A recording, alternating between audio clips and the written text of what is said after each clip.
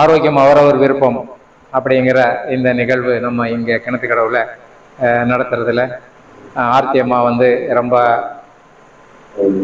உங்களை எல்லாம் கூப்பிட்டு வச்சு இந்த நிகழ்ச்சியை எப்படியாவது நடத்தணும்னு சொல்லி ரொம்ப ஆர்வமாக ஏற்பாடு பண்ணியிருக்கிறாங்க. அவங்களுக்கு என்னுடைய வாழ்த்துக்கள். நன்றி. இப்போ ஆரோக்கியங்கிறது நம்ம மிக சரியான இடத்துல இருக்கிறோம். ஏன்னா இந்த இடம் வந்து ஆரோக்கியத்திற்கான ஆரம்ப நிலை, கடைசி நிலை, எல்லா நிலையும். தியானம் தான் ஆரோக்கியத்தினுடைய முதலும் முடிவும். Meditation is medication for all அப்படின்னு சொல்லுவாங்க. அப்படின்னா எல்லா மருத்துவத்திற்கும் உச்சமானது தவம். தவம் செய்ய தெரிஞ்சா உங்களுக்கு மருத்துவம் தேவையில்லை. ஏன்னா மனசுதான் எல்லா நோய்க்கும் காரணம். மனம் செம்மையானா நோய்கள் ஒண்ணுமே இருக்காது. சயின்ஸும் அதே தான் சொல்லுது. All disease because of psychosomatic disorder அப்படின்னா ஒன்றும் இல்லை, எல்லா நோய்க்கும் காரணம் மனசு தான் அப்படின்னு சொல்றாங்க. அப்போ நம்ம சரியான இடத்துல இருக்கிறோம் அப்படிங்கிறதுல நமக்கு ரொம்ப சந்தோஷமா இருக்கு, மகிழ்ச்சியா இருக்கு. இங்க வந்து என்ன சொல்லுவாங்க, ஒரு ஏற்கனவே என்லைட்டட் இடத்துல வந்துட்டு நாம வந்து ஆரோக்கியத்தை பத்தி பேசுறது கொஞ்சம் கஷ்டமான விஷயம்தான். இருந்தாலும் சில விஷயங்களை உங்களோட பகிர்ந்துக்கிறதுக்கு நான் முயற்சி பண்றேன். நானும் இந்த மனோலக்கலையில 94 இருந்து ஐயா வேதாத்திரி கூட நாம பயணம் பண்ணியிருக்கிறோம். அவருடைய பர்சனல் டெவலப்மெண்ட் கோர்ஸ்ல நம்ம கூட இருந்து தீச்சி வழங்கக்கூடிய பாக்கியமெல்லாம் எனக்கு கிடைச்சிருக்குது. அதனால இந்த தவத்தை நீங்க செஞ்சுக்கிட்டு இருக்கிறவங்க தொடர்ந்து செய்யணும். உடற்பயிற்சி தொடர்ந்து செய்யணும். காயகல்ப பயிற்சி தவறாம செய்யணும். இதை செஞ்சா என்ன நடக்கும் அப்படின்னா, நீங்க டாக்டர் கிட்ட போக வேண்டியதில்லை, இருக்காது அப்படின்னு நான் நம்புறேன். உடற்பயிற்சியை ஒழுங்கா பண்ணா உங்களுக்கு சக்கரை நோய் வராது. நான் எழுதி பேப்பர்லயே கையெழுத்து போட்டு தருவேன். சக்கரை நோய் மட்டும் கிடையாது, எந்த நோய் வராது ஒழுங்கா உடற்பயிற்சியை பண்ணா. ஆமா, ஒழுங்கா மனப்பயிற்சி தியான பயிற்சியை செஞ்சோம்னா மனசு அமைதியா இருக்கும். நம்ம கிட்ட இருக்கிற நோயெல்லாம் தானே காணாம போயிடும். அடுத்தது காயகல்ப பயிற்சி, உயிர் பயிற்சி. அதை செஞ்சோம்னா நான் சொல்லுவேன், உனக்கு ஜாதகத்திலேயே 10 வருஷத்துக்கு முன்னாடி, அதாவது 60 வருஷத்துல உனக்கு சாவு அப்படின்னு சொல்லியிருந்தாலும் கூட நீங்க நிச்சயமா 70 வயசுக்கு முன்னாடி சாக மாட்டீங்க. இதெல்லாம் நான் வந்து இந்த தியான பயிற்சி, உடற்பயிற்சி, காயகல்ப பயிற்சி கற்றுக்கிட்ட போது அனுபவிச்சு மக்களோட பகிர்ந்துகிட்ட வார்த்தைகள். இன்னைக்கு நான் உங்களை பார்த்து சொல்ற புது வார்த்தைகள் கிடையாது. அதனால இதுல தவத்தில் இருக்கிறவங்க தொடர்ந்து இதை செய்யுங்க. அது கூட அப்பப்போ வர தொந்தரவுகளுக்கு நாம் எப்படி ஓவர் கம் பண்றது, புதுசா பேர் வச்சுட்டாங்க, அதை எப்படி ஓவர் கம் பண்றது, அதுக்கான சில விஷயங்கள், சில யுக்திகளை நம்ம இன்னைக்கு பார்ப்போம். ஆரோக்கியம் அவரவர் விருப்பம்ங்கிறதுல. ஆரோக்கியம்னா என்ன? ஆரோக்கியம்னா நம்ம யாரோ ஒருத்தர்கிட்ட போய் ஒரு 10, 100, 1000 கொடுத்துட்டு ஒரு ஃபிட்னஸ் சர்டிஃபிகேட் வாங்குறது ஆரோக்கியம் அப்படின்னு நமக்கெல்லாம் ஒரு தப்பான வழிமுறையை கற்றுக் கொடுத்துருக்குறாங்க உலகம் முழுக்க. ஆனா அது இல்லை.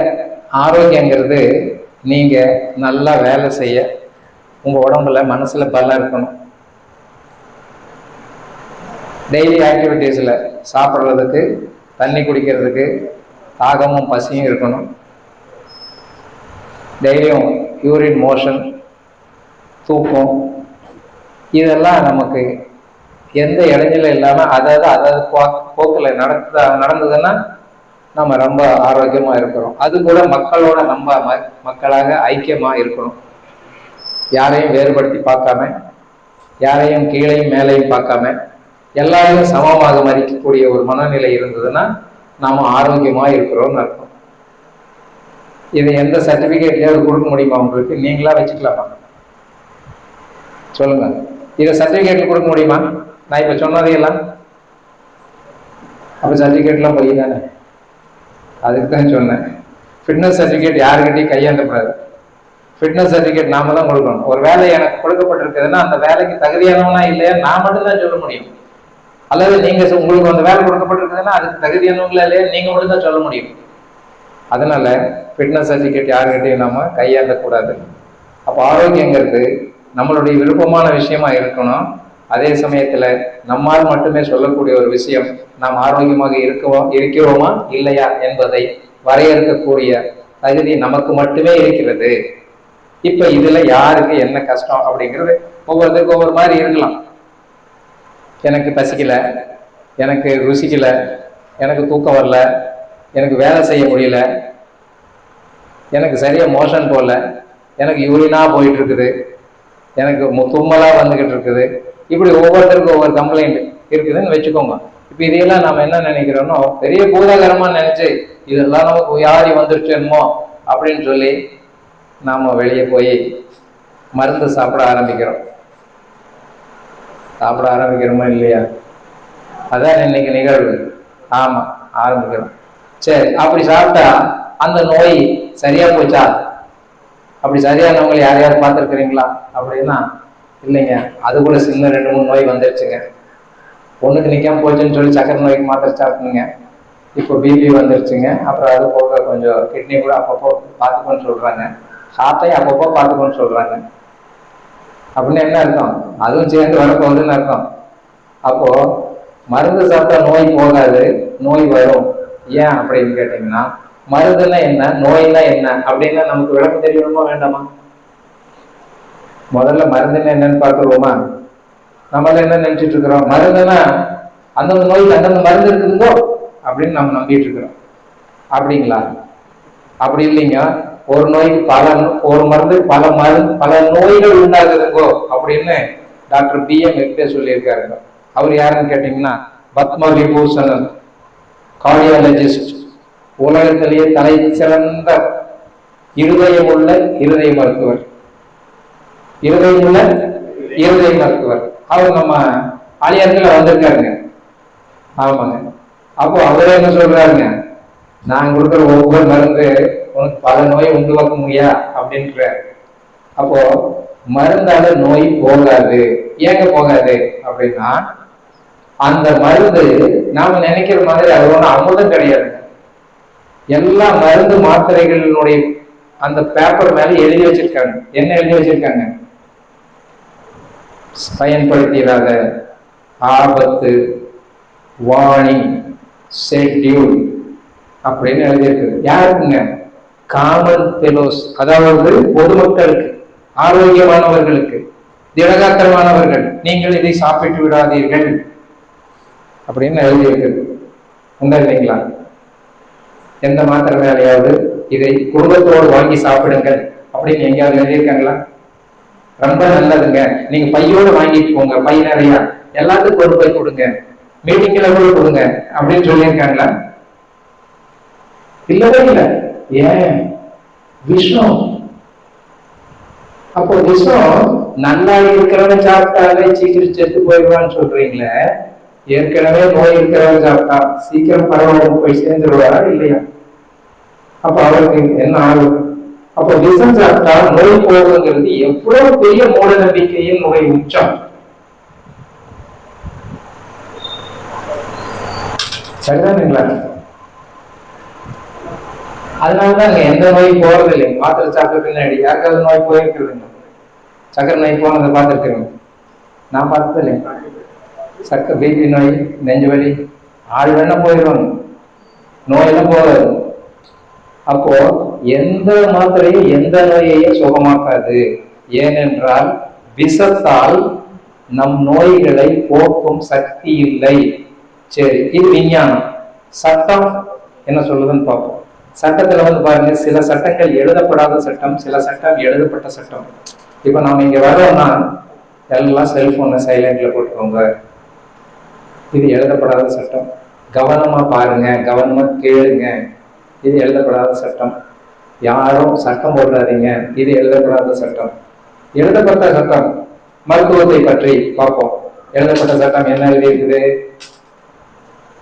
எந்த மாத்திரையும் கொடுத்து எந்த நோயையும் சரி பண்ணிவிடுவேன் என்று சொல்வது தண்டனைக்குரிய குற்றம் அப்படின்னு சொல்லுது. அந்த சட்டத்துக்கு பேர் என்ன? 51J schedule drugs and cosmetic act. சட்டத்தை யார் இயற்றுவாங்க? உலகிலே தலை சிறந்த அறிவாளிகள், மேதைகள் தானே, சட்ட மேதைகள் தானே சட்டத்தை இயற்றுவாங்க. அப்போ சட்டம் ஏன் அப்படி இயற்றிருக்காங்க? அவங்களுக்கு தெரியும் விஷம் சாப்பிட்டா நோய் போகாது. நோய்னா என்ன? பலவீனம். பலவீனத்தை விஷத்தால் சரி பண்ண முடியுமா? எந்த பலவீனத்தையாவது எந்த விஷயத்தையாவது கொடுத்து சரி பண்ண முடியுமா? அதனாலதான் சட்ட வல்லுநர்கள் எப்படி எழுதியிருக்காங்க, மிக சிறப்பா சட்டத்தை எழுதியிருக்கிறாங்கன்னு புரியுது இல்லைங்களா? அந்த சட்டம் 51J schedule drugs and cosmetic act. அந்த சட்டத்தின்படி 51 நோய்களை கணக்கிட்டு, இந்த 51 நோய் என்னென்ன வருதுன்னு நினைச்சிட்டு இருக்கிறீங்க? ரொம்ப முடியாத நோயெல்லாம் நினைச்சிட்டு இருக்காங்க. சாதாரண சளி, ஆஸ்துமா, பிபி, சொறி, cervical spondylitis, lumbar spondylitis, rheumatoid arthritis, appendicitis, tonsillitis, pharyngitis, நெஞ்சுவலி, வெரிகோஸ் வெயின் வரைக்கும், ஏழிலிருந்து சற்று வரைக்கும் என்னென்ன நோய் இருக்குதோ அம்புட்டு நோயையும் கணக்கில் கொண்டு வந்து 51A 51J schedule drugs and cosmetic act இந்த சட்டம் அப்படி சொல்லியிருக்கு. இதுல இருந்து நம்ம என்ன தெரிஞ்சுக்கணும்? எந்த நோயையும் மருந்தால் சரி பண்ண முடியாது. ஆனா மருந்து சாப்பிட்டா கண்ட்ரோல் இருக்குது, நான் குத்தி பார்த்தேன் சரியாதான் இருக்குது அப்படின்னு நீங்க சொல்றது எனக்கு கேட்குது இப்போ மனசுல. அப்போ மருந்து சாப்பிட்டா என்ன நடக்குது அப்படிங்கிறதுக்கு இப்ப நான் உதாரணத்துக்கு உங்களுக்கு பிராக்டிக்கலா ஒரு விஷயத்த சொல்றேன். நீங்க ரொம்ப ஆசையா இருக்குதுன்னு சொல்லி ஒரு போண்டா விற்கிற கடைக்கு ஓரமா போனீங்க, ரொம்ப மனமா இருந்தது, ரொம்ப வாசமா இருந்தது, ரொம்ப நாள் போண்டா சாப்பிடலாமான்னு ஒரு ஆசை இருந்தது, வாங்கி 2 சாப்பிட்டுட்டோம். கொஞ்ச நேரம் கழிச்சு சாப்பிடும்போது நல்லாதான் இருந்தது, பக்கனையாதான் போச்சு. உள்ள போனது என்ன பண்ணுச்சு? கொஞ்ச நேரத்துல வலிக்குது வயிறு. நான் நல்லா தானே சாப்பிட்டேன், ஏன் வலிக்கணும் அப்படின்னு நினைச்சா போண்டாவில் ஏதோ ஒண்ணு சரியில்லை அப்படின்னு யார் கண்டுபிடிச்சா? வயிறு கண்டுபிடிச்சிருச்சு. வாய்க்கு தெரியல, மூக்குக்கு தெரியல, நாக்குக்கு தெரியல, தொண்டைக்கு கூட தெரியல. கையில தொட்டு பார்த்தா கூட நல்லா இருக்கிற மாதிரிதான் இருந்தது. ஆனா வயிறு மிகப்பெரிய அறிவாளி, அது கண்டுபிடிச்சிருச்சு. ஏய், இதை வச்சிருந்தீங்கன்னா உள்ள இருக்கிறதெல்லாம் கெட்டு போயிடும், சீக்கிரத்துக்கு வெளியே போடு அப்படிங்கிறதுக்கு என்ன பண்ணிச்சாரு? பிசைஞ்சு வலிச்சு வாந்தியா வேறையா வருது. நல்லதுக்கு கேட்டதுங்க, நல்லதுக்குன்னு நமக்கு தெரிஞ்சு போச்சு. ஆனா வலிக்குது, அதனால நான் என்ன பண்ணணும்? பக்கத்திலேயே ஒரு மருந்து கடை இருந்தது, ஒரு மருந்து வாங்கி போட்டேன். இப்போ வலி சரியா போச்சு, வாந்தி ஆகல, வேதி ஆகல, கெட்டு போன போண்டா உள்ளதான் இருக்குது, பரவாயில்லையா? ஆனா நான் சொல்றேன், சூப்பர் மருந்து கடைக்காரன் சபா சொல்லிட்டு வர்றேன். நீங்க என்ன சொல்றீங்க? நீ பார்த்து மூட்டா பையில வெளியே போகுதுன்னு சொல்லி அது வாந்தி ஆகிட்டு இருக்குது, அதுக்கு போய் மாத்திரை சாப்பிடுறியாடா அப்படிங்கிற மாதிரி நினைப்பீங்களா இல்லையா? ஆமா, இதே மாதிரிதான் நம் உடம்புல நடக்கிற ஒவ்வொரு செயலுக்கும் ஆப்பு வைக்கிற வேலையத்தான் இந்த மாத்திரை செய்யுது, மருந்து செய்யுதுன்னு தெரிஞ்சுக்கிட்டா மாத்திரை சாப்பிட்றவங்க எல்லாம் பார்த்து நம்ம சிரிக்க வேண்டி இருக்குதா இல்லையா? ஆமா, எல்லா மாத்திரைகளும் நம் உயிர் சக்திக்கு வேட்டு வைக்கிற வேலையை தான் செய்யுது. அப்போ உயிர் சக்திக்கு வேட்டு வைக்கிறதுனால நமக்கு என்ன நினைக்குது? உள் உணர்வுகளை தடுக்கிறது, உள்ளுணர்வுகளுக்கு கம்யூனிகேஷன், அதாவது தொடர்பு எல்லாமே பண்ணிடுது. அங்க என்ன நடக்குதுன்னு தெரியாது. ஏன் என்ன நடக்குதுன்னு தெரியுது? இந்த மருந்துங்கிற விஷயம் உள்ள போனது நம்ம உயிர் சக்தி என்ன பண்ணுது? அந்த தேவையில்லாத குப்பைகளை தூக்கி வெளியே போடுறதுக்கான செயல்ல இருந்து வெளியே வந்து இந்த மருந்தோட சண்டை பிடிச்சு ஓஞ்சி போயிருக்கு. புரிஞ்சுக்கிட்டீங்களா? இந்த மாதிரி ஓஞ்சி போனதை நாம என்ன நினைச்சுக்கிறோம்? ஓ, நமக்கு நல்லா சேஃபா இருக்குது, ஒன்னும் வலிக்கல அப்படின்னு சொல்றோம். அதனாலதான் டாக்டர் டி.எம். மெக்டே மாதிரி பெரியவங்க எல்லாம் என்ன சொல்றாங்க? ஹாஸ்பிட்டல்ஸ் எல்லாம் அம்யூஸ்மெண்ட் பார்க், அதாவது உங்களை குசிப்படுத்துகிறது, மருந்துகள் உங்களை குசிப்படுத்துகிறது அப்படின்னு சொல்றாங்க. மருந்தாளர்களுக்கு சுகமெல்லாம் ஆகாது, சாப்பிட்டதே நம்ம என்ன நினைக்கிறோம்? சுகமாயிடுச்சுன்னு நினைச்சுக்கிட்டு குசிப்படுறோம். ஆனா உண்மையிலேயே அது சுகமாகல. சுகமாயிருந்தா எதுக்கு பக்க விளைவுகள்னு சொல்லி பக்க விளைவுகள் நிறைய கஷ்டங்கள் வருது நமக்கு பின்னாடி.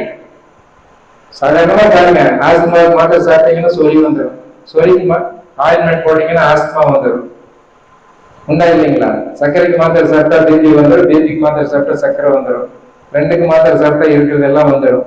இது வராதவங்க யாராவது இருக்காங்களான்னு நீங்க செக் பண்ணி பாருங்க, இல்லவே இல்லை. அப்புறம் இந்த மாதிரி மருந்துகளால் நோய் போகாது அப்படிங்கிற உறுதியான தன்மையில நாம இப்போ வியாதின்னா என்னன்னு பார்ப்போம். இப்போ வியாதின்னா உங்களுக்கு பாதி தெரிஞ்சு வச்சுக்கோங்க. தப்பானதை உள்ள போச்சுன்னா நம்ம உடம்பு என்ன பண்ணுங்க, வெளியே தூக்கி போடும்.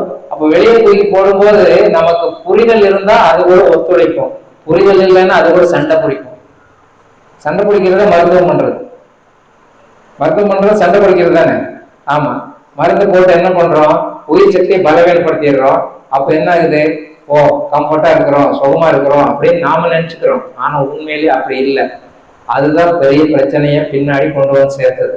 அப்போ நம்ம உடம்புல நடக்கிற ஒவ்வொரு நிகழ்வுகளும், அதாவது சிம்டம்ஸ் சொல்லுவாங்க, இருமல், தும்மல், சளி, வாந்தி, பேதி, வலி, காய்ச்சல், இதெல்லாம் இல்லாதவங்க, இதெல்லாம் வராதவங்க யாராவது இருக்கிறோமா? இங்க எல்லாருமே ஏதோ ஒரு காலத்துல அனுபவிச்சிருப்போமா இல்லையா? ஆமா. அப்போ இதுக்கெல்லாம் நாம என்ன பண்ணியிருக்கிறோம், நம்ம அறிவை வச்சு, நம்ம பக்கத்துல இருக்கிற மருத்துவரை வச்சு, அல்லது நாமளே மருந்து கடைக்கு போய் நம்ம சாப்பிட்ருவோம். மருந்து சாப்பிட்டுட்டு நாமளே காலி பண்ணியிருப்போம். உண்டா இல்லையா? எல்லாருமே. ஆமா. அப்போ என்ன நடக்குது, நம்ம உயிர் சக்தியை பலவீனப்படுத்தி இருக்கிறோம். உயிர் சக்தியை பலவீனப்படுத்தணுமா பலப்படுத்தணுமா? பலப்படுத்தணும். பலப்படுத்துறதுக்கு என்ன பண்ணணும், இதெல்லாம் புரிஞ்சுக்கணும். தும்மல் வந்தா நம்ம கிராமத்துல ஒரு தும்மல் வந்தது அத்ராஜ் அப்படின்னு சொல்லுவாங்க, ரெண்டாவது தும்மல் வந்தா ஆயுஷ் நூல் சொல்லுவாங்களா இல்லையா?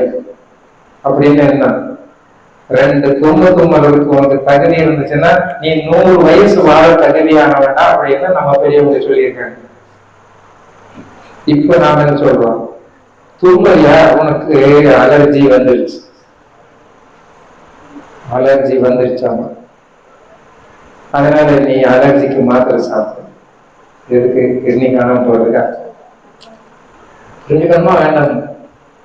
இதே மாதிரிதான் இருமல், இதே மாதிரிதான் வாந்தி, வேதி. நிக்காம ஒண்ணுக்கு போனா அதுக்கு மாத்திரை சாப்பிட்டீங்கன்னா ஒண்ணுக்கு போறது கிட்னி கெட்டு போயிருமா? கெட்டு போகாதா? கிட்னி தான் சுத்தப்படுத்துறதுக்கு எல்லாத்தையும் வெளியே போறது. அதுக்கு பதிலா நீங்க அதுக்கு ஒரு மருந்தை போட்டு உள்ளேயே பிளாக் பண்ணிட்டீங்கன்னா அது கெட்டு போயிருமா இல்லையா? அப்போ நீங்க எந்த மருந்து சாப்பிட்டாலும் உங்க சிம்டங்களை அடைக்கலாமே தவிர நோயை போக்க முடியாது. ஏன்னா அதெல்லாம் நோயே இல்லை, கெட்டதை தான் வெளியேற்றுமே தவிர நம்ம உடல்ல இருக்கிற உயிர் சக்தி நல்லது வெளியேற்றுமா? நீங்க கையில அறுத்தை விட்டுட்டா கூட ரத்தம் எவ்வளவு நேரம் சொட்டும்? ஒரு 2 நிமிஷம் 3 நிமிஷம் சொட்டி நின்றுடுதா இல்லையா? பார்த்துருக்கிறீங்களா இல்லையா? ஆமா, அதுக்கு பேரு பிளட் கிளாட்டிங் டைம் அப்படின்னு சொல்லுவாங்க. அதாவது ரத்தம் உறையும் நேரம். எல்லாத்துக்கும் யாருக்கு அதிகமா உறையாம போகும்னா, நீங்க மாத்திரை சாப்பிட்டுட்டு இருந்தீங்கன்னா ஒரு வகையான மாத்திரை சாப்பிட்டு இருக்கிறவங்களுக்கு ரத்தம் உறையாது. சிலர்லாம் ரத்தம் உறையாததை பார்த்து ரொம்ப பயப்படுவாங்க. பெரிய நோய்கள் குண்டூசியை பார்த்து பயப்படுவாங்க. ஏன்னா ஓட்டையாயிடுச்சுன்னா ரத்தம் நிக்காது. பீரங்கியை பார்த்து பயப்படலாம், குண்டூசியை பார்த்து பயப்படுவாங்க.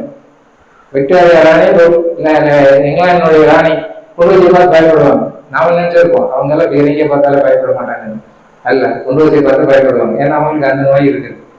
அப்போ ரத்தம் உறையாம இருந்ததுக்கு என்ன காரணம் அப்படின்னா, சில மாத்திரைகள் ரத்தம் உறைவை தடுக்கும். உறையாது, அப்படியே போயிட்டு இருக்கும். உள்ள எங்கேயாவது ஓட்டை ஆகி போச்சுன்னு வச்சுக்கோங்க, ரத்தம் உறையாம உள்ள லீக் ஆகி செத்து விடுவோம். மண்டையில எங்கேயாவது லீக் ஆச்சுன்னா அதே மாதிரி ரத்தம் உறையாம போய் செத்து விடுவோம். அதே மாதிரி கையில காலில் எங்க ரத்தம் உறையாம இருந்தாலும் ஆபத்து. ஆனா நமக்கு அந்த மாதிரி ரத்தம் உறையாம சொட்டி டெய்லி ஒரு 2-3 நாள் சொட்டிட்டு இருந்ததுடா. எப்போவாது எங்கேயாவது காயமாய் அப்படின்னு இருக்குதா? இல்ல. 2 நிமிஷத்துல இருந்து 3 நிமிஷம். ரொம்ப பெரிய காயமா இருந்தா 5 நிமிஷத்துல இருந்து 10 நிமிஷம் நீங்க அசையாம வச்சிருந்தா தானா நின்று இருக்கிறது கவனிச்சிருக்கிறீங்களா இல்லையா? இதுதான் நம்ம உடம்புல இருக்கக்கூடிய மிகப்பெரிய ஆற்றல். இந்த ரத்தம் கட்டியாகி அந்த இடத்துல ஒரு சட்டை மாதிரி ஆகி அதைய ட்ரெஸ்ஸிங் மாதிரி பண்ணி அதுவே காஞ்சு அதுவே அந்த தோலாகி அந்த சதையாகி எல்லாமும் ஆகி அது அந்த புண்ணு காணாம போயிடும். நீங்க மருந்து வைக்காத புண்ணுல தடுப்பு இல்லாம ஆடி இருக்கிறத நீங்க கவனிச்சிருக்கிறீங்களா இல்லையா? எங்க விட்டோம்? மருந்து வைக்காம விட முடியாது. பக்கத்துல இருக்கிறவங்க விட மாட்டான். நம்ம வீட்டுல யாரும் விட மாட்டாங்க. மருந்து வைக்காம விட மாட்டோம். நீங்க 2 டிராப் ரத்தத்தை எடுத்துக்கிட்டு ஒரு டிராப்பை சும்மா விட்டுட்டு ஒரு டிராப் மேல நீங்க மருந்து போட்டீங்களா, அந்த மருந்து ஒரு துளி வச்சுட்டு மறுநாள் பாருங்க, அந்த மருந்து போட்ட ரத்தம் கரையேன்னு ஆயிரும், டிச்சு தண்ணி மாதிரி. இந்த மருந்து வைக்காத ரத்தம் சிகப்பாவே இருக்கும் மறுநாள் கூட. இப்ப நமக்கெல்லாம் தடுப்பூசின்னு ஒண்ணு போட்டிருப்பாங்க தோள்பட்டையில, சின்ன பசங்களா இருக்கும்போது. அது இன்னும் தடுப்பு இருக்கா இல்லையா? 60 வயசு ஆனாலும் 70 வயசு ஆனாலும் தடுப்பு இருக்குதுல்ல, சாகர வரைக்கும் இருக்கும். ஏன்னா அங்க விஷம் இருக்குதுன்னு அர்த்தம். தடுப்பூசியில என்ன இருக்குது? விஷம் தான் இருக்குது. அப்ப என்ன, அது சின்ன விஷயம். நீங்க டெய்லி சாப்பிடுறது பெரிய விஷயம்னா அது சின்ன விஷயம். அப்போ அந்த விஷத்தை தள்ளுறதுக்காக அது நம்ம உடம்பு சண்டை பிடிச்சதுனால அங்க தழும்பாகி போச்சு. இப்ப நோண்டினீங்கனாலும் அந்த தழும்பு புண்ணாயிடும். உண்டா இல்லையா? ஆமா. ஆனா நீங்க மருந்து வைக்காம விடும்போது அந்த தழும்பே இல்லாம அந்த புண்ணு ஆறிடும். எப்படி இருக்கணும்?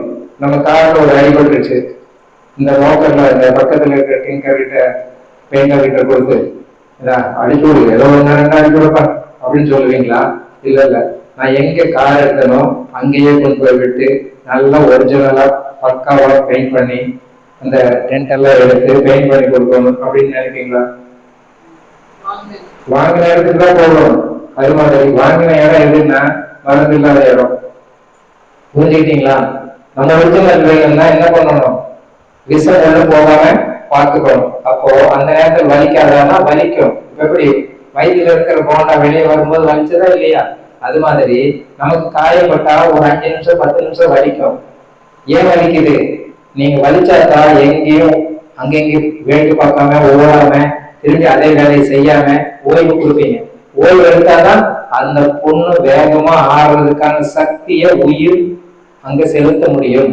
அதுக்காக தான் வலிக்குது, அதுக்காக தான் எரியுது, அதுக்காக தான் அந்த லேசா தண்ணி லேசா புண்ணு வருது. கவனிச்சிருக்கிறீங்களா இல்லையா? அப்போ அந்த நேரத்துல நமக்கு யாருக்காவது சாப்பிட தோணுமான்னா சாப்பிட பிடிக்காது, தண்ணி குடிக்க பிடிக்காது, கப்பல் பார்த்துக்கலாமான்னு தோணும். உண்டா இல்லையா? நம்ம குழந்தைகளுக்கு தலைவலி வச்சுன்னு என்ன பண்ணுது? நான் படிக்க மாட்டேன், சாப்பிட மாட்டேன், ஒண்ணு மாட்டேன்ட்டு போய் படுத்தோம். அதுக்குதான் கரெக்டு, அவங்களுக்கு கரெக்டா தெரிஞ்சிருக்குது. அதே மாதிரி நம்ம வீட்டுல யாராவது நாய்க்குட்டி வச்சிருந்தீங்கன்னா அது உடம்பு சரியில்லைன்னா பாருங்க, நீங்க என்ன கொடுத்தீங்கன்னாலும் அது சாப்பிடாது. அது அப்படியே ஒரு லுக்கு போயிட்டு ஏன்டா லூசு போயில, நானே உடம்பு சரியில்லாம இருக்கிறேன், எனக்கு உடம்பு எதுக்கு இதெல்லாம் வைக்கிறேன் அப்படின்னு சொல்லி ஒரு லுக்கு விட்டு கமெண்ட் பண்ணி போங்க. நாம மட்டும் என்ன பண்றோம்? காய்ச்சல் வந்தா கஞ்சி வச்சு பரவேசியாட்ட குடிக்கிறோம். கஞ்சி குடிக்கிறோமா இல்லையா? கஞ்சி வரலாறு என்ன? எங்கெல்லாம் பஞ்சம் வந்துச்சோ அங்கதானே கஞ்சி கொடுத்தாங்க. அப்போ கஞ்சியை குடிச்சீங்கன்னா இன்னும் நோய் தானே வரும். கஞ்சி குடிச்சா குடல போய் ஒட்டிக்கும். காய்ச்சல் வந்தது எதுக்கு? உடம்புல இருக்கிற எல்லா குப்பைகளையும் கரைச்சு வெளியேற்றுறதுக்காக.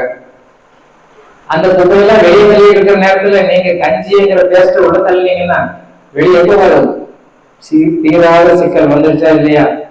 ஆமா, தெரியல நமக்கு. அப்படி சொல்லி கொடுத்துருக்கிறாங்க. நாம என்ன பண்றது? சமுதாய சீர்கேடு.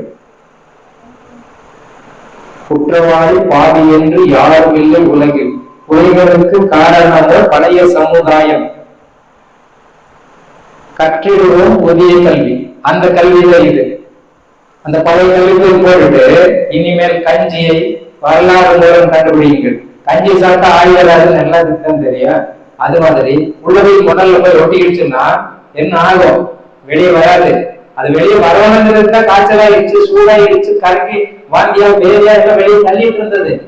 இப்ப நீங்க கஞ்சி குடிச்சு லாக் பண்ணி வச்சுட்டீங்க. அப்ப அது வெளியே வராது, சாமானியமா வெளியே வராது. இன்னும் திரும்பி டெம்பரேச்சர் ஹைன்னு ரைஸ் ஆகும். காய்ச்சலை எப்படி அதிகப்படுத்துறோம், புரியுதா இல்லையா? அப்ப எப்படி இருக்கணும் காய்ச்சல் இருக்கும்போது? அதுவே நமக்கு சொல்லி கொடுக்குது, வாய் கசப்பா இருக்குது. அதனால நமக்கு என்ன, பால் பண்ணு நப்பு, வாய் கசப்பா இருக்குல்ல, அதனால வாயே கசப்பா இருக்குது அப்படின்னா ஒண்ணும் சாப்பிட வேண்டாம்னு சொல்லுது. அது இருக்கு பால், பால் செரிக்கவே முடியாத ஒரு குப்பை உணவு.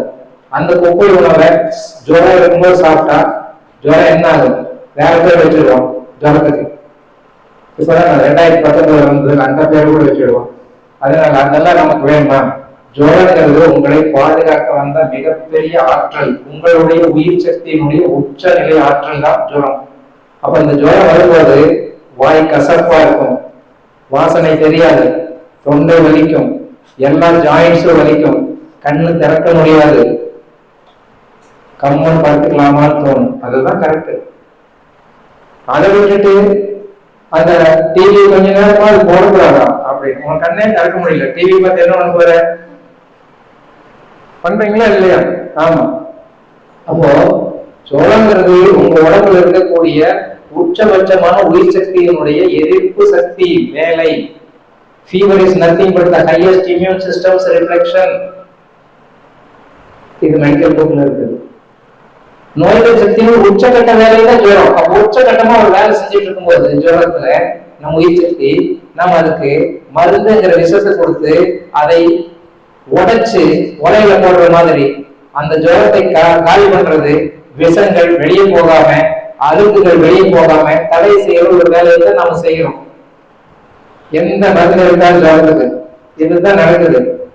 சரி, ஜுரத்துக்கு மருந்து எடுக்காம இருந்து அது வாய் வழிகள் இருக்கும்போது, கசப்பா இருக்கும்போது, சாப்பிட முடியாது இருக்கும்போது சாப்பிடாம இருந்தா என்ன நடக்கும் அப்படின்னு எத்தனை பேர் பார்த்திருக்கிறீங்க? நான் வந்து என்னோட பிராக்டிஸ்ல பார்த்திருக்கிறேன். ஒரு 2-3 இன்சிடென்ட் உங்களுக்கு சொல்றேன். ஒருத்தருக்கு வந்து 2004 நெஞ்ச புறக்கணும், பைபாஸ் சர்ஜரி பண்ணணும், இல்லைன்னா நீ செத்து விடுவ, 4 இடத்துல அடப்பு இருக்குது, 89%, 99%, 87%, 83%, இப்படி 4 இடத்துல அடப்பு இருக்குது அப்படின்னு ஒரு பெரிய ஹாஸ்பிட்டல்ல சொல்லிட்டாங்க. அவர் பேரு சிவா, கோத்தகிரிக்காரர். 2 லட்சம் ரூபாய் வேணும் 2004. அப்போ நான் உடனே அவ்வளவு காசு இல்லை, நான் வந்து எடுத்துட்டு வந்துடுறேன், போய் கொஞ்சம் எனக்கு ஒரு 2 வாரம் டைம் கொடுங்க அப்படின்னாரு.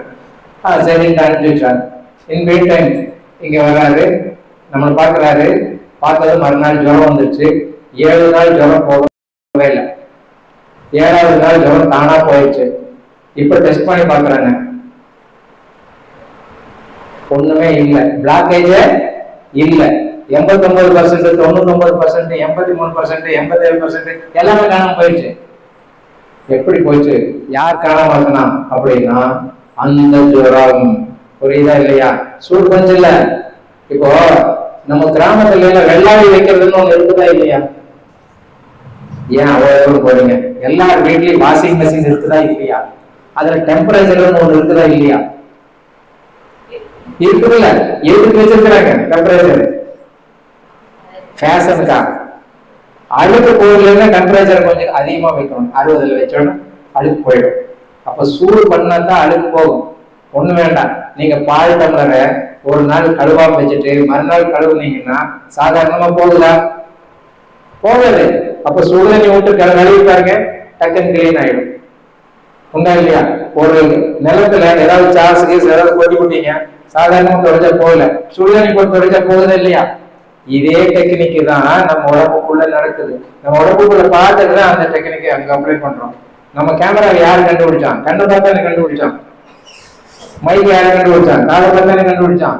இது எல்லாமே ரிசீவர், ஸ்பீக்கர், காது மாதிரி, மூக்கு மாதிரி, வாய் மாதிரி, தொண்டை மாதிரி, இதெல்லாம் நிறைய உபகரணங்கள் நம்மை பார்த்துதான் கண்டுபிடிக்கிறாங்க. நாம என்ன நினைக்கிறோம்? அது மாதிரி நம்ம உடம்பு இருக்கிறது இனிமேல் சொல்ல ஆரம்பிச்சிட்டு இருக்கோம்.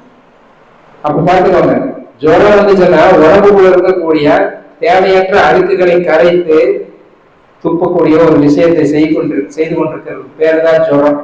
இது ஒண்ணு. 2வது, ஒருத்தருக்கு வந்து மண்ணீரல்ல கல்லு. நீங்க பித்தப்பையில கல்லு பார்த்து கேள்விப்பட்டிருப்பீங்க, கிட்னியில கல்லு கேள்விப்பட்டிருப்பீங்க, மண்ணீரல்ல கல்லு கேள்விப்பட்டிருக்க மாட்டீங்க அதிகமா, ரொம்ப வேற. அதுக்கு என்ன பண்ணணும் அப்படின்னா அதுக்கு அவர்கிட்ட காசு இருந்தா வெட்டி எடுத்திருப்பாரு. இருந்த காசெல்லாம் கொண்டு போய் காலேஜில் கட்டிட்டு ஃபர்ஸ்ட் இயரை அவருக்கு அந்த மாதிரி வந்துருச்சு. என்னடா பண்றதுன்னு சொல்லிட்டு அங்கேயும் 2 லட்சம் ரூபாய் 2,5 லட்சம் ரூபாய் கேட்டாங்க. அது மெட்ராஸில் தான் போய் பண்ணணும், இங்கெல்லாம் பண்ண முடியாதுன்னு சொல்லி 2011, 12 நினைக்கிறேன் தொட்டு விட்டது காய்ச்சல் வந்துடுச்சு. மறுநாள் வாந்தி எடுத்தாரு. அவங்க பெரியம்மா என்ன பண்ணாங்க, கல்லு உண்மையிலேயே இருக்குதா அப்படின்னு இருந்ததுன்னா நான் கல்லை பார்க்கணும் அப்படிங்கிறதுக்காக அந்த வாந்தி பண்ண அந்த சளிக்குள்ள கையை விட்டு அந்த கல்லை எடுத்துட்டு வந்துட்டோம். நமக்கு கொஞ்சம் அசிவிசியோட இருக்குது பேசுறதுக்கு. ஆனா அந்த அம்மாவுடைய துணிச்சலை நான் ரொம்ப பாராட்டுறேன். அந்த கல்லை கொண்டாந்து காமிக்கலன்னா எங்க கல்லு வந்துச்சு, சளிதான் வந்துச்சு அப்படின்னு சொல்லுவீங்களா இல்லையா? ஆமா. ஆனா அந்த கல்லை கொண்டாந்து காமிச்சாங்க. அப்போ மண்ணீரலுக்கு வாய்க்கும் கனெக்ஷன் இருக்குதான்னா அனடாமிக்கல கனெக்ஷன் சரியா இல்லைன்னு சொல்லுவாங்க, தெரிகிற மாதிரி இல்லைன்னு சொல்லுவாங்க மருத்துவம் படிச்சவங்க. ஆனா அதுக்குள்ள ஒரு ஓபன் பண்ணி அதை தூக்கி வெளியே போடுறதுக்கு எவ்வளவு சூட்சமம் நம் உயிர் வைத்துள்ளது என்பதை தெரிந்து கொண்டால் நம் உயிரினுடைய அளவற்ற அளப்பரிய ஆற்றலையும் அறிவையும் நாம் போற்றணுமா வேண்டாமா? போற்றணும். அது பிறகு நாம என்ன பண்றோம், செருப்பை வச்சு மிதிக்கிற மருந்துங்கள் செருப்பை வச்சு, புரியுதா இல்லைங்களா? ஆமா. ஒருத்தருக்கு ஹையஸ்ட் ஃபீவர் வந்துச்சு. ஃபீவர் வந்ததுமே அவருடைய சொறி கூட போயிடுச்சு. உடம்புல உட்கார்ந்து இருந்துச்சு 1/2 கிலோ போட்டோம், அவ்வளவு சொறி. ஒரு காய்ச்சல் வந்ததும் சொறி காணாம போயிடுச்சு. ஒரு சிலருக்கு காய்ச்சல் வந்தது ஆஸ்துமா காணாம போயிடும். ஒரு சிலருக்கு காய்ச்சல் வந்தது கண்ணு கிளீனா தெரியும். ஏன்? உடம்புல இருக்கக்கூடிய அழுக்கு போயிடுச்சுன்னா உங்களுக்கு உடம்புல என்ன தேவையோ அது நடக்கும். இது யாரும் நடத்த முடியாது, வெளியிருந்து உள்ள தானா நடக்கிற ஒரு விஷயம் அப்படின்னு தெரிஞ்சுக்கிட்டோம்னா நம்ம உடம்பை நம்ம உயிரை நாம் எப்படி பாதுகாக்கணும்னு புரியுதா இல்லைங்களா? இதை போய் நாம் என்ன பண்றோம், சந்தேகப்படுறோம். எப்படி சந்தேகப்படுறோம்? டெஸ்ட் பண்றதே சந்தேகம் தானே. நீ டெஸ்ட் பண்ணேன்னா என்ன அர்த்தம்?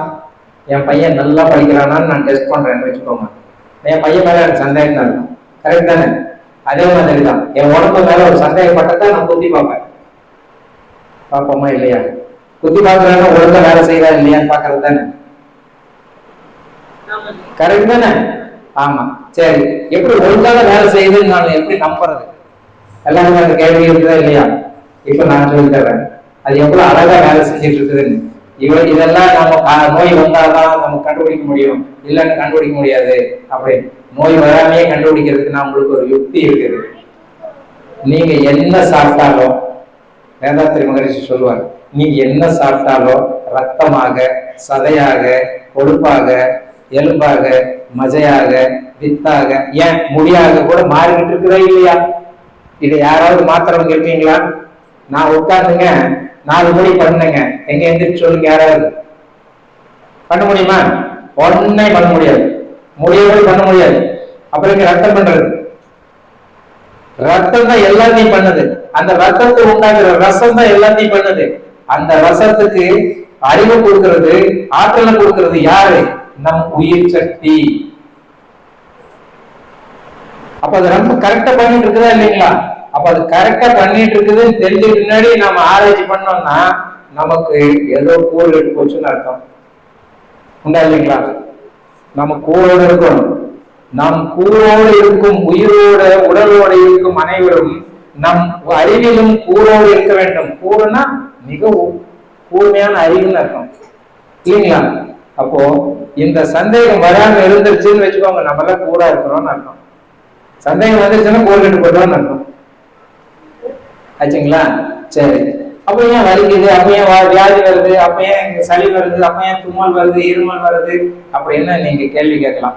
இதுக்கு என்ன காரணம்னா, நான் ஆரம்பத்திலே சொன்ன மாதிரி எல்லா நோய்க்கும் மனநிலை காரணம். ஒரு வீட்டுல எல்லாரும் ஒரே மாதிரி தான் சாப்பிடுறோம், ஆனாலும் ஒருத்தருக்கு தான் இருமல் வருது, ஒருத்தருக்கு தான் சளி பிடிக்குது, ஒருத்தருக்கு தான் வியாதி வருது. அப்ப ஏன் மற்றவங்களுக்கு எல்லாம் வரலன்னா அவருக்கு சகிப்புத்தன்மை இல்லை, அவருக்கு ஏற்பு திறன் இல்லை, அவருக்கு மற்றவர்களை மதிக்கும் தன்மை இல்லை, அருகுணம் இல்லாம காணாம போச்சு. அருகுணம்னு என்ன தெரியுங்களா? நமக்கு இருக்கக்கூடிய சமநிலை, மனநிலை சமநிலை இல்லாம போயிடுச்சுன்னா அந்த ஜீரணத்துல கேடு பண்ணிடும். சமநிலை இருந்துச்சுன்னா ஜீரணம் சமமா இருக்கும், நமக்கு எல்லாமே நல்லா கிடைக்கும். அப்போ மனசுங்கிறது ஒரு முக்கியமான ஒரு ஊக்கி. அப்போ மனதை சமமா வச்சுக்கிறது எப்படின்னா, தியானம் பண்ணா சமமா இருக்கும். தியானமே பண்ண முடியல என்னால அப்படின்னா அங்கதான் மருத்துவம் வேணும். இல்லைன்னா மருத்துவம் தேவையில்லை. அப்போ மனம் அது செம்மையானால் மருத்துவம் தேவையில்லை. மந்திரம் ஜெபிக்க வேண்டாம், ஒண்ணும் வேண்டாம், தானே சரியா இருக்கும் அப்படின்னு புரிஞ்சுட்டீங்களா இல்லையா? சரி, நான் மனசை சமமா வச்சிருந்தா கூட எனக்கு நோய் வருது. புத்தர் மேல மனசை யாராவது சமமா வச்சிருந்தவங்க இருப்பாங்களா? இல்ல. அவர் கூட இறந்துட்டார் கடைசியில. ஏன் இறந்துட்டாருன்னா, எல்லாரும் இறக்கத்தான் வேணும், பட் அவருக்கு இறந்ததுக்கு ஒரு காரணம் என்ன சொல்றாங்க? விஷ காளான் சாப்பிட்டதனால் இறந்து விட்டார். அவருடைய கடைசி லாஸ்ட் சப்பர் என்னது? விஷ காளான் சாப்பிட்டார். ஒரு விவசாயி கொடுத்த விருதுல அந்த காளான் கெட்டு போச்சு. அப்போ விஷம் சாப்பிட்டா நீங்க மனசு எவ்வளவு நல்லா வச்சிருந்தாலும் செத்து போயிடுவீங்களா இல்லையா? அப்போ விஷம் சாப்பிடலாமா? நாம அன்றாட சாப்பிட்டு இருக்கிற விஷத்தை நாங்க எப்போ விஷம் சாப்பிட்டோம் அப்படின்னு கேக்குறீங்க. ஒண்ணு மருந்துங்கிற விஷம், மருந்துல இருந்து இல்ல, நம்ம மருந்தெல்லாம் சாப்பிடுறது இல்லைன்னா நம்ம சாப்பாட்டுல அன்றாட என்னென்ன சாப்பிடுறோம்னு பாத்தீங்கன்னா, இன்னைக்கு ஒவ்வொருத்தர் வீட்லயும் நான் சொல்றத கவனமா கேட்டீங்கன்னா நம்ம சாப்பிடுறதுல விஷம் இருக்கா இல்லையான்னு உங்களுக்கு தெரிஞ்சு போயிடும். இப்ப நீங்க எல்லாருமே உங்க வீட்டுல என்ன சாப்பிடுறீங்க அப்படின்னு கேட்டா, காலையில இட்லி, சாயந்தரம் தோசை, காலையில சப்பாத்தி, சாயந்தரம் புரோட்டா, இல்லைன்னா பூரி. மத்தியானம் கூட நாங்க வெஸ்ட் இண்டியன் டைப்ஸ்லிங்க சப்பாத்தி இல்லாம சாப்பாடே கிடையாதுங்க. அப்படி இருக்கிறோம். அப்புறம் எப்பவுமே தயிர், மோர், பால், அப்பதான் ஆரோக்கியங்க. இப்படி இல்லாத வீடு எங்கேயாவது இருக்குங்களா? இல்லையா? எதையுமே சாப்பிட வேண்டாம் பிரியாணி, நீ எதுக்குதான் வந்திருக்கிற ஆகணும்னு சொல்லிட்டு போகிறீங்களா? நான் சொல்ல வேண்டியது சொல்லிடுறேன். நீங்க சாப்பிடாம வேண்டாம் முடிவெடுக்க வேண்டியது யாரு? அது உங்க விருப்பம், ரைட்டுங்களா? சரி சரி, இது சாப்பிட்டா என்ன ஆகும், ஏன் சாப்பிடக்கூடாது, இல்ல ஏன் சாப்பிட்டுட்டு இருக்கிறோம் அப்படிங்கிறது உங்களை நீங்களே கேள்வி கேட்கலாம். இப்ப அதுக்கான விளக்கம் நான் சொல்லிடுறேன். ஒரு உணவு தானியம் முழுசா இருக்கிற வரைக்கும், அது சிதையாத வரைக்கும் அதுல இருக்கிற சக்தி சிதையறதில்லை, அது கெடுறதில்லை. அதை நசுக்கியாச்சுன்னா, பவுடர் பண்ணியாச்சுன்னா, அரைச்சாச்சுன்னா அது கெட ஆரம்பிச்சிடும். தேங்காய் உடையாம வச்சிருந்தா, மட்டை வாங்காம வச்சிருந்தா 1 வருஷம் கூட ஒண்ணாகாது. சட்னி ஆட்டி வச்சா 3 மணி நேரத்தில் கெட்டு போயிடும். உண்டா இல்லையா? ஆரஞ்சு பழமா வச்சிருந்தா சும்மா மூலையில போட்டா கூட காஞ்சிக்கிட்டே 15 நாளைக்கு நல்லா இருக்கும். ஜூஸ் புழிஞ்சு வச்சுட்டா ஒரு அரை மணி நேரம் கழிச்சாலே அது கெட்டு போயிடும். உண்டா இல்லையா? அப்ப இதே மாதிரிதான் நீங்க எந்த தானியத்தை, ராகி, நம்ம வீட்டுல நம்ம பாட்டிமார்கள் இருக்கும்போது என்ன பண்ணுவாங்க, சுத்துக்கல்ல ராகி எடுத்துட்டு போய் போடுறதுக்கு முன்னாடி அடுப்பை வச்சுட்டு போவாங்க. அடுப்புல நெருப்பு வச்சுட்டு அடுப்பு கொதிச்சு ரெடி ஆகிறதுக்குள்ள ராகி அரைச்சு கொண்டாந்து கொட்டுவாங்க. இதை நீங்க நிறைய பேர் பார்த்துருப்பீங்க. அவங்க யாருமே அரைச்சு வச்சுட்டு நாளைக்கு வச்சுக்கலாம் மிச்சத்தை அப்படின்னு வைக்க மாட்டாங்க. கரெக்டா அரைச்சிட்டு கரெக்டா கொட்டுவாங்க. நீங்க நல்லா கவனிச்சிருந்தீங்கன்னா தெரியும். நான் தான் கவனிச்சுட்டு தான் இருப்பேன். அப்பெல்லாம் எங்க பாட்டியை நான் கவனிப்பேன். அடுப்பு ஏற்றி வச்சுட்டு தான் அங்க போவாங்க. அரைச்சிட்டு கரெக்டா கொண்டாந்து கொட்டிட்டு கழிக்கிண்டுவாங்க. அவங்களுக்கு சயின்ஸ் தெரியல, அவங்க பாரதியார் யூனிவர்சிட்டியில படிக்கல, ஆனால் அவங்க கரெக்டா பண்ணிட்டு இருந்தாங்க. ஏன்னா அரைச்சு வச்சா கெட்டு போயிருன்னு அவங்களுக்கு நல்லா தெரியும், அவங்களுக்கு தெரியும். அதனால அவங்க அரைச்சு மறுநாள் வைக்கல, அப்பவே அரைச்சு அப்பவே கழிக்கினாங்க. அதனாலதான் அந்த களி அவ்வளவு ருசியா இருந்தது. நாமெல்லாம் எங்கிருந்து வாங்கிட்டு வரோம்? டிபார்ட்மெண்டல் ஸ்டோர்ல நமக்கு பவுடர் விற்கிறாங்க, ராய் பவுடர். நாங்க பெருமையா வாங்கிட்டு வந்து ராய் பவுடர் சுத்த வேண்டாம் அப்படி இருப்போம். இன்னைக்கு எவ்வளவு ராய் பவுடர் அப்படி இருப்பான். ஆஹா சரி, அப்படி வாங்கிட்டு வந்து என்னதான் ஆச்சு அப்படின்னு கேட்டீங்கன்னா, அவங்க அரைக்கும் போது கெட்டு போய் புழு வந்துருச்சுன்னா நீங்க கேஸ் போடுறீங்க. அதனால அவங்க என்ன பண்ணுவாங்க, ரொம்ப உஷாரா அவங்க வியாபாரத்துக்கு கெட்டு போடுவாங்களா என்ன. அதனால நீங்க கேட்டாலும் பரவாயில்ல, அவங்க வியாபாரம் அவங்களுக்கு விளங்கணும். அப்ப என்ன பண்ணணும், அதுக்குள்ள விளங்காத ஒரு விஷயத்த போடணும். என்னது? அதுக்கு பேர் பிரிசர்வேட்டிவ். பிரிசர்வேட்டிவ்னா என்ன? பூச்சி புழு வரக்கூடாதுன்னு என்ன போடணும்னு நான் சொல்லணும்னா என்ன போடணும்? ஆமா, அது கவனமா பிரிசர்வேட்டிவ் சொல்லிக்கணும். புரியுதா நான் சொல்றது உங்களுக்கு? அப்போ அந்த இப்ப நீங்க மாவு சாப்பிடுறீங்களா, மருந்து சாப்பிடுறீங்களா, இல்ல ரெண்டையும் சாப்பிடுறீங்களா? இப்ப நீங்க அரிசியை வாங்கிட்டு வர்றீங்கன்னு வச்சுக்கோங்க, குடவுல எல்லாம் என்ன பண்ணுவாங்க, பூச்சி வரக்கூடாதுன்னு ஒரு மருந்து வச்சிருப்பாங்க. ஆனாலும் நீங்க என்ன பண்ணுவீங்க, அரிசி வாங்கிட்டு வந்து களைஞ்சு தண்ணி எல்லாம் போட்டு அலாசிட்டு கழுவிட்டு போடுவீங்க. அப்ப அதுல மருந்து இருந்தா கூட போயிடும். ராகி மாவு, கோதுமை மாவுல எல்லாம் யாராவது இப்படி அலாசி போடுற பழக்கம் வச்சிருக்கிறீங்களா? இல்ல போட்டா தான் உருப்படுமா அது? இப்ப சொல்லுங்க, நீங்க எதை சாப்பிட்டுட்டு இருந்தீங்கன்னு தெரியுதா இல்லையா? கெட்டு போனதை சாப்பிடுறீங்க ஒண்ணு, இல்லைன்னா மருந்தாவது சாப்பிடுறீங்க. இப்ப விஷத்தை சாப்பிட்டா நோய் வருமா, நோய் போகுமா? சாப்பிடுறது எதுக்கு? பலமாகிறதுக்கு. இப்போ பலவீனம் ஆயிடும். பலவீனம் ஆயிட்டு ஐயோ எனக்கு SLE நோய் வந்துருச்சு, எனக்கு அது எய்ட்ஸ்ன்னு சொல்றாங்க, எனக்கு சர்க்கரை நோயின்னு சொல்றாங்க, எனக்கு வந்து மைக்ரேன்னு சொல்றாங்க, எனக்கு மென்சுரல் கோளாறுன்னு சொல்றாங்க, இப்படி நிறைய வியாதின்னு சொல்றாங்க அப்படின்னு நம்ம சொல்றோம். ஏப்பா என்ன சாப்பிட்டேன்னு யாராவது உங்களை கேட்டாங்களா? நாம தான் பார்க்கணும், என்ன சாப்பிட்டோம், எப்படி சாப்பிட்டோம், ஏன் சாப்பிட்டோம் பார்க்கணுமா வேண்டாமா? நல்லது சாப்பிடணுமா வேண்டாமா? சரி, இப்ப நான் அதை முடிச்சிடுறேன். அப்ப மாவு சாப்பிட்டா நோய்னு தெரிஞ்சுக்கிட்டீங்கன்னா நோயுடன் அப்புறம் சாவுக்கு காரணமாயிடும். நீண்ட நோவு சாவு, நீண்ட நோவு வியாதி, வியாதியினுடைய முடிவுதான் சாவு. அப்போ நமக்கு நோவு வேண்டாம்னா நாம சாப்பிடுற உணவு நல்லதா சாப்பிடணும். இந்த பால் ரொம்ப நல்லதுன்னு சொல்லி எல்லாம் விளம்பரம், ஊரா விளம்பரம், பால் பேர்லயே இருக்குது விளம்பரம் எல்லாம். ஆனா அந்த பால் சாதாரண சளியிலிருந்து கேன்சர் நோய் வரைக்கும் எல்லா நோயையும் உற்பத்தி பண்ணக்கூடிய தன்மை உடையது. அது எத்தனை பேருக்கு தெரியும்? அதுல இருக்கக்கூடிய ஒரு வலுவழுப்பான திரவம் கால்சியம்ங்கிற ஜெல்லு, அது வந்து செரிமானத்தை கெடுத்துடும். செரிமானம் கெட்டா எல்லாம் கெட்டு போயிடும். பால் சாப்பிட்டா மந்தமா இருந்ததுன்னா தெரியுமா தெரியாது உங்களுக்கு?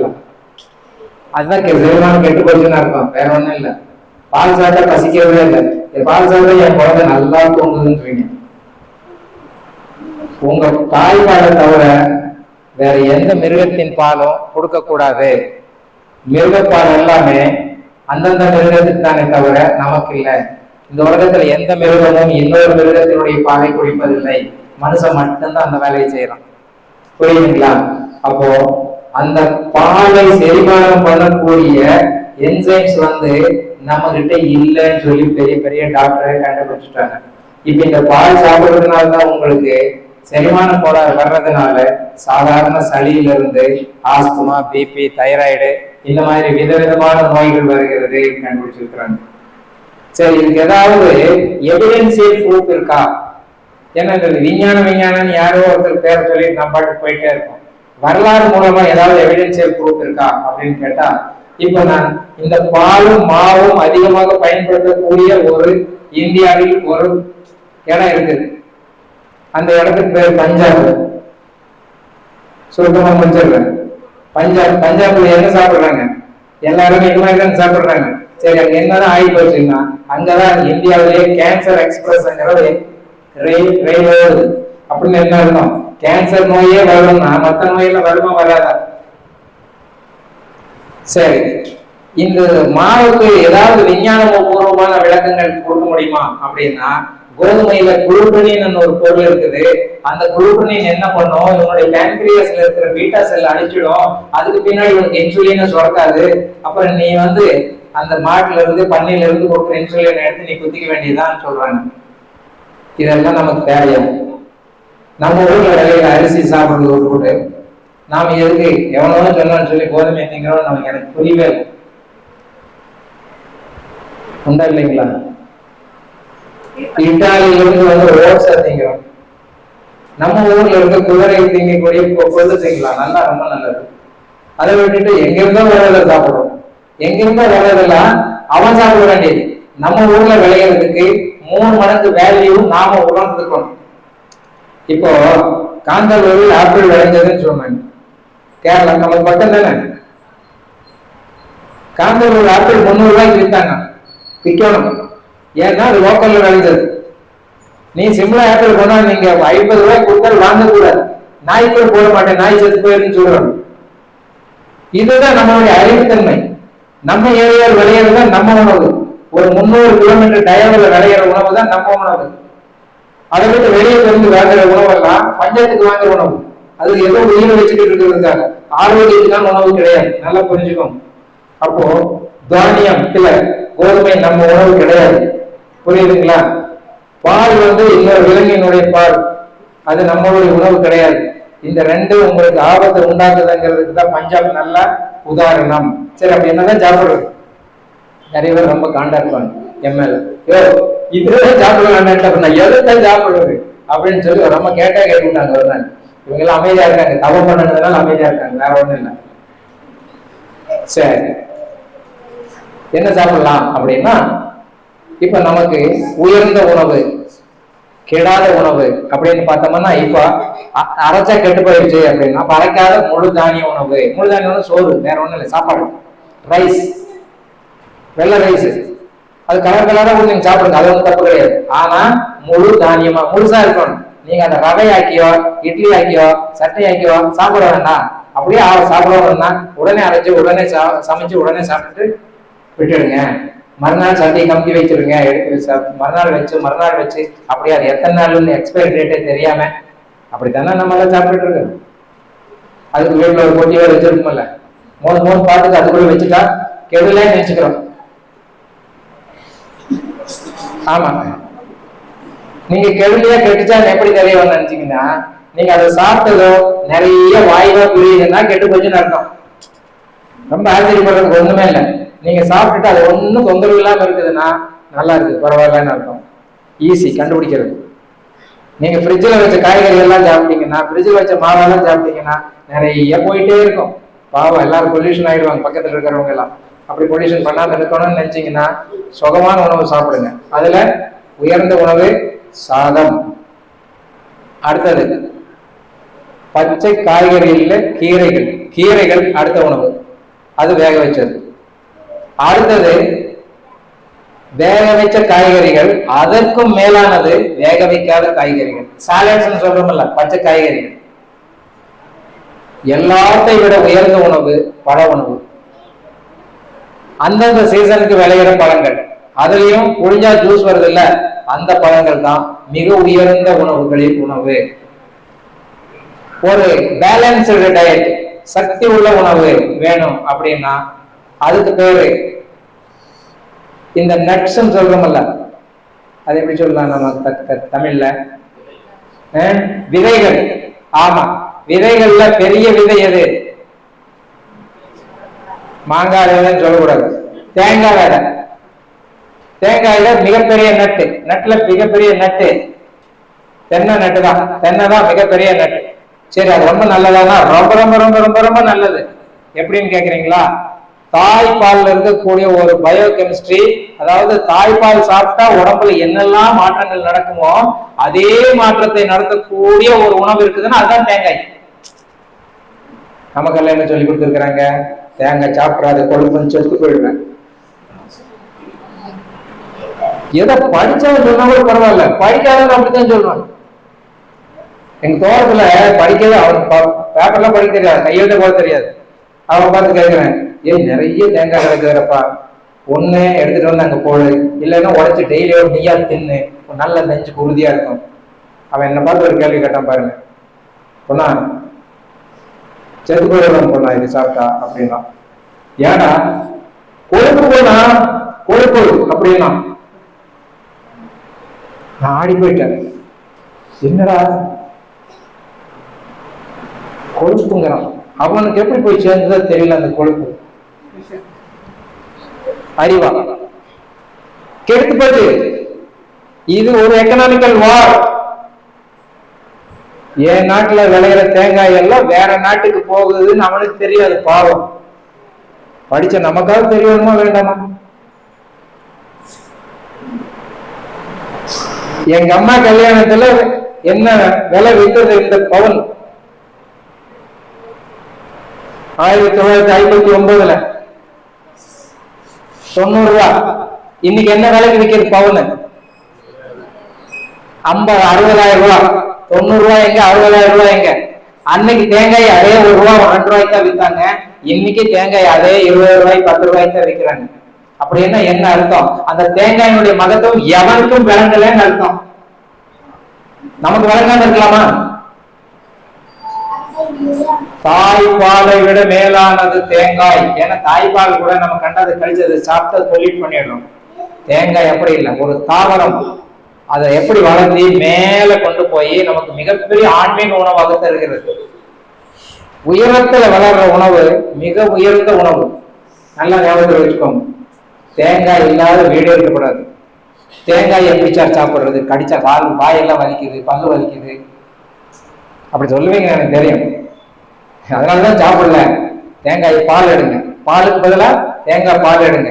ஒரு தேங்காய்க்கு ஒரு எலுமிச்சம்பழம் புளிங்க, அதை மோரா சாப்பிடுங்க. இப்ப நீங்க எல்லாம் இளமையா இருக்கணும்னு ஆசையா இருக்கீங்களா இல்லையா? காயகல்பம் பண்ணா இளமையா இருக்கலாம், யோக பயிற்சி பண்ணா இளமையா இருக்கலாம், தியான பயிற்சி பண்ணா இளமையா இருக்கலாம். சாப்பாடு கேவலமா சாப்பிட்டோம்னா இளமையா இருக்க முடியாது. அப்போ சாப்பாட்டுல இந்த தேங்காய் பால்ங்கிறது ஒண்ணு இருந்துகிட்டே இருந்ததுன்னா நீங்க இளமையா இருக்கிறதுக்கு நிறைய சாத்தியம் இருக்குது. இதுக்கு ஏதாவது ஆதாரம் இருக்கான்னா இதுக்கு சிலோன் ஆதாரம். நீங்க யாராவது சிலோன் போனவங்களை கேட்டு பாருங்க. அங்க இருக்கிறவங்க எல்லாம் என்ன சாப்பிடுறாங்க? தேங்காய் பால் இல்லாம ஒரு உணவும் சாப்பிட மாட்டாங்க. தேங்காய் பால் பக்கெட் வரை கொண்டாந்து இருப்பாங்க எந்த ஹோட்டலுக்கு போனாலும். அதுக்கு பேர் சுதின்னு சொல்றாங்க. அவங்க தாளிச்சு வச்சிருப்பாங்க. நான் சொன்னது எலுமிச்சம்பழத்தை உள்ள பொழிஞ்சு தாளிச்சு வச்சிருப்பாங்க, அவ்வளவு விஷயம். நீங்களும் வேணா தாளிச்சுக்கோங்க டேஸ்ட்டுக்கு. நான் என்ன சொல்றேன், தேங்காய் பால்ல ஒரு எலுமிச்சம்பழம் பொழிஞ்சு வச்சுட்டீங்கன்னா 3 மாதிரி ஆயிடும். அதை நீங்க 3 மாதிரி தயிர் மாதிரி எப்படி வேணா யூஸ் பண்ணுங்க. அது இன்னும் கொஞ்சம் டீ காபி ஊதுனால கூட அப்படியே ஊற்றிக்கோங்க. எலுமிச்சம்பழத்தை கொஞ்சம் கம்மி பண்ணிட்டு. ஆனா எப்படியாவது பயன்படுத்துங்க, குழந்தைகளுக்கு கொடுங்க. அவங்களுடைய மூளை திறன், சிந்திக்கும் திறன் மிக சிறப்பா இருக்கும்.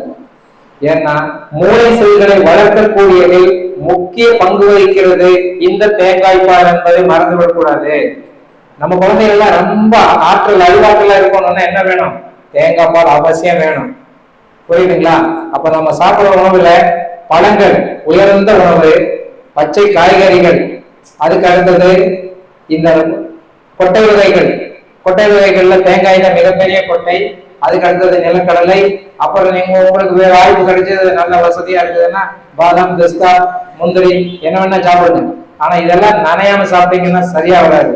நனைய வைக்கணும். ஒரு 9 hours நனைய வைக்கணும். ஏன் 9 மணி நேரம் நனைய வைக்கணும்னா அதுக்கு மேல அது தன்னை பாதுகாக்கிறதுக்காக ஒரு விஷம் இருக்கும். அந்த விஷம் போறதுக்காக ஊற வச்சுட்டா அது காணாம போயிடும். அது கசக்காது.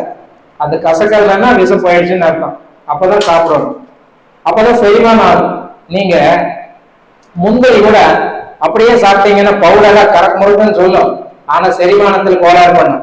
ஒரு 5 நிமிஷம் தண்ணிக்குள்ள போட்டுட்டு சாப்பிட்டு பாருங்க, உங்களுக்கு தொந்தரவே வராது.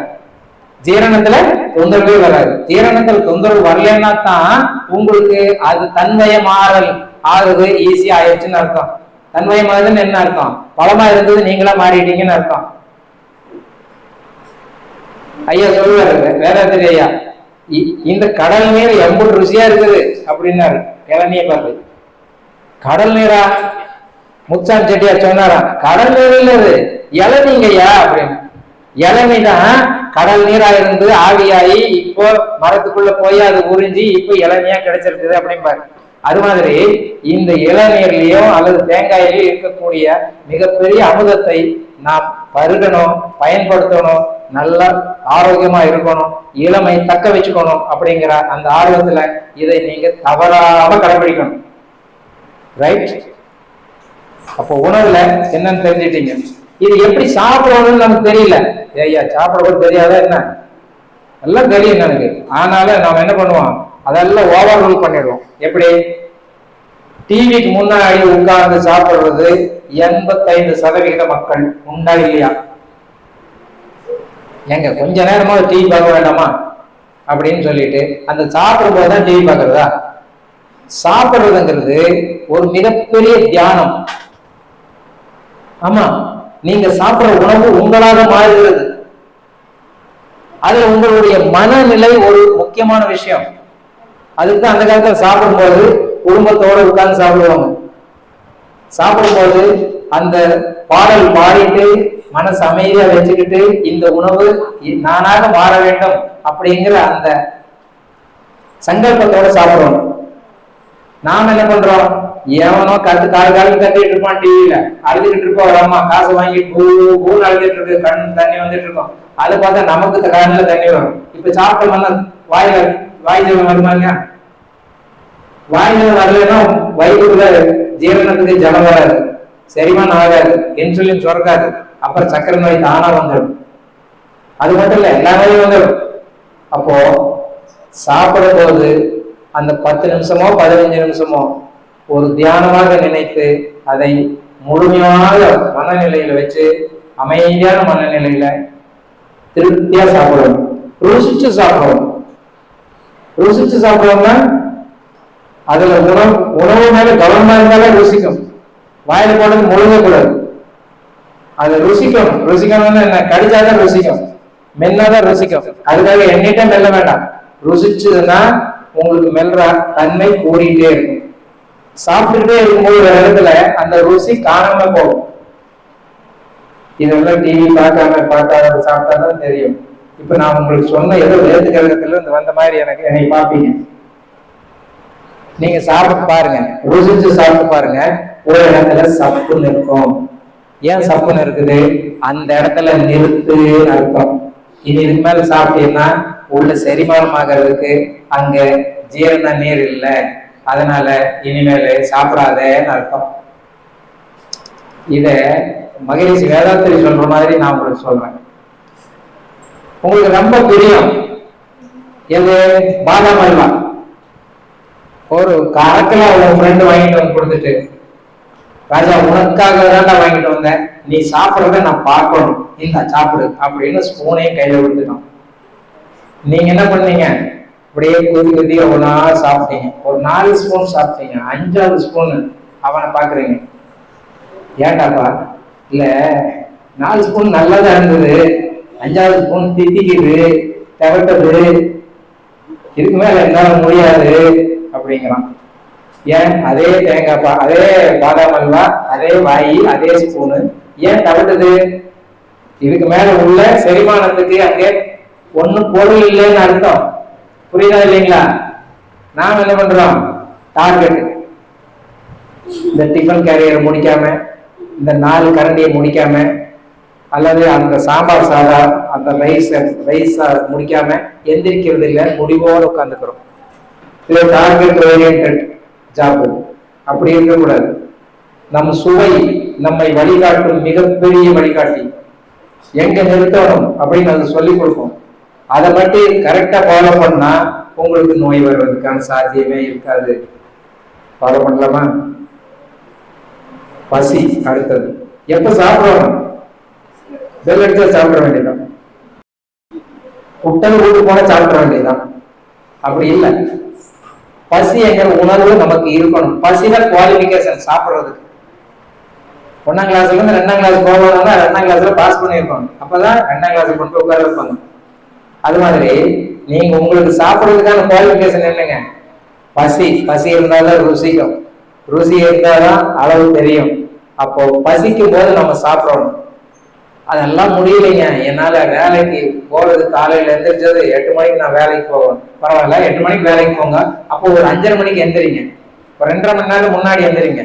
உங்களுக்கு சாதாரணமா 2.5 மணி நேரத்துக்கு முன்னாடி எந்திரிச்சிங்கன்னா 2 மணி நேரத்துல 1.25 மணி நேரத்துக்கு மேல பசி வர ஆரம்பிச்சிடும். அப்போ நீங்க சாப்பிடலாம். அப்போ போகும்போது பசிச்சு சாப்பிட்டுட்டு போனீங்கன்னா அன்னைக்கு நாள் ரொம்ப அழகா பியூட்டிஃபுல்லா இருக்கும். உங்களுக்கு எந்த தொந்தரவும் இல்லாம இருக்கும், சந்தோஷமா இருக்கும். உங்க உடல் உங்களுக்கு ஒத்துழைக்கும், உங்க மனசு உங்களுக்கு குதூகலமா இருக்கும். அதானே வேணும். அப்போ பசிச்சு சாப்பிடுறது, ருசிச்சு சாப்பிடுறது, நல்ல சாப்பாடு சாப்பிடுறது, இது ஏதாவது கஷ்டம் இருக்கா? என்ன நம்ம எல்லாம் மாத்திக்கலாமா? இதை பண்ணிட்டோம்னா போதும், நமக்கு உடலில் இருக்கக்கூடிய தொல்லைகள் தானா காணாம போயிடும். நான் இது வரைக்கும் மாத்திரை எல்லாம் சாப்பிட்டு இருக்கிறேன், பரவாயில்ல, உங்க டாக்டர் கேட்காம உடனே மாத்திரை எல்லாம் நிறுத்த வேண்டாம். இன்னும் நான் சொல்றது, மாத்திரை விஷம் சொல்லிட்டயா நீ நிறுத்த வேண்டாம்னு சொல்ற அப்படின்னா, நீங்க எத்தனை மாத்திரை சாப்பிட்டுருக்கீங்கன்னு எனக்கு தெரியாதுல்ல. நீங்க வாட்டுக்கு தடாரம் நிறுத்தி விட்டீங்கன்னா அது என்ன நடக்குதுன்னு தெரியாது. புரிஞ்சுக்கணும், முதல்ல புரிஞ்சுக்கிட்டு ஒரு சரியான வழிகாட்டியோட வழியை தான் நீங்க மருந்துகளை நிறுத்துறத பத்தி சிந்திக்கணும். இப்போ இந்த மீட்டிங்கை கேட்டு உடனே நிறுத்தப்படாது, புரியுதா நான் சொல்றது? அதுக்கு உங்களுக்கு வழிகாட்டுறதுக்காக நம்ம ஆர்த்தியமா இந்த மீட்டிங் அரேஞ்ச் பண்ணாங்கல்ல, அவங்க தகுதியானவர் அப்படிங்கறத சொல்றதுக்கு தான் நான் உங்க முன்னாடி நிற்கிறேன்.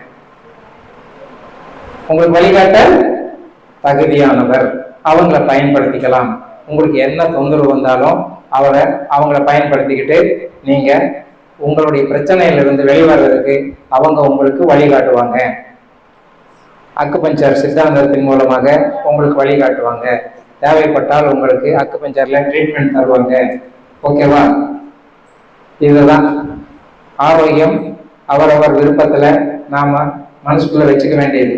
இந்த நோயை நீங்க எந்த டெஸ்ட்லயும் கண்டுபிடிக்க முடியாது. உங்க சுண்டு வரல் வலிக்கிறத உங்களை தவிர யாராவது சொல்ல முடியுமா? அப்புறம் எப்படி எல்லா நோய் இருக்குதுன்னு சொல்றாங்க? அவங்க மெஷின் சொல்லுது, நீங்க சொல்லணும்ல, அதுதான் சரி. அப்போ இதை நிர்ணயிக்க வேண்டிய பொறுப்பு யாருக்கு இருக்குது? நமக்கு இருக்குதுன்னு தெரிஞ்சுக்கிட்டீங்கன்னா உங்களுக்கு அந்த நம்பிக்கைதான் உற்சாகம். அந்த உற்சாகம் தான் உங்களுக்கு ஆரோக்கியம். இந்த உற்சாகத்தை விட்டுறக்கூடாது எப்பவுமே. நீங்க எதுக்காக வாழ்றீங்க அப்படிங்கறத முதல்ல நினைச்சாலே உங்க நோய் காணாம போகுது இல்லையா? உங்க டார்கெட் என்ன அடையணும்? நான் என்னுடைய வேலைகளில் பார்த்து வச்சிருக்கேன்னா அந்த வேலையெல்லாம் முடிக்கணும் முதல்ல அப்படின்னு சொல்றீங்களா? அப்போ அங்க நோய்க்கு ஏதாவது வேலை இருக்கா? தலை பயங்கரமா வச்சுட்டு இருக்கோம். நீங்க போய் வேலையில போய் இறங்கினீங்கன்னா தலை வலிச்சது எங்க காணாம போச்சு. புரியுதா நம்ம சொல்றது? அப்போ உற்சாகம் வேலையிலும் நீங்க செய்யற செயலிலும் இங்க வாழ்ற வாழ்க்கையினுடைய அர்த்தத்திலும் இருந்ததுன்னா வாழ்க்கை ரொம்ப சுகமா இருக்கும், சுமையா இருக்காது. அந்த சுகமான வாழ்க்கைக்கு ஆரோக்கியம் தடையாக இருக்கக்கூடாது. இந்த அறிவுபூர்வமான விஷயங்களை நீங்கள் எப்போதும் உங்களுடைய வாழ்க்கையில பயன்படுத்தி நீங்க நல்ல சிறப்பா உடல் நலம், நீளாயுள், நிறை செல்வம், உயர்வுகள், மெய்ஞானம் பெற்று நீடோடி வாழ வேண்டும் என்று இந்த இறைநிலை நிறைவோடு மன நிறைவோடு நின்று உங்களை வாழ்த்தி இந்த சிற்றுரையை முடிச்சுக்கிறேன். உங்களுக்கு ஏதாவது கேள்விகள் இருந்தால் தாராளமா கேட்கலாம். கண்டிப்பா விட சொல்லுவோம்னு சொல்ல முடியாது, தெரிஞ்சா சொல்லலாம். இப்ப இது மாதிரி நீங்க ஒவ்வொன்றா உங்களுக்குள்ள நீங்க ஆராய்ச்சி பண்ண ஆரம்பிச்சிட்டீங்கன்னா எல்லாமே உங்களுக்குள்ளேயே இருக்குது, வெளியே தேட மாட்டீங்க. சரிங்களா? முடிச்சுக்கலாமா? இதுவரைக்கும் செவிசாய்த்த அனைவருக்கும் என்னுடைய மனமார்ந்த வாழ்த்துக்கள். வாமா ஆர்த்தி, ஒரு நன்றி சொல்லி முடிச்சிடலாமா? வந்துள்ள எல்லாருக்கும் ரொம்ப நன்றி. சொன்னத முடிஞ்சளவு கண்டிப்பா எல்லாரும் ஃபாலோ பண்ணதான் எங்களோட ஆசை.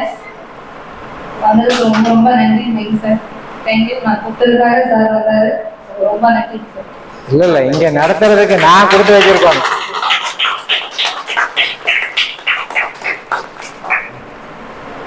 அறிவு திருக்கோயில்ல தியானம் பண்ற இடத்துல நடத்துறதுக்கு நான் கொடுத்து வச்சிருக்கோம்.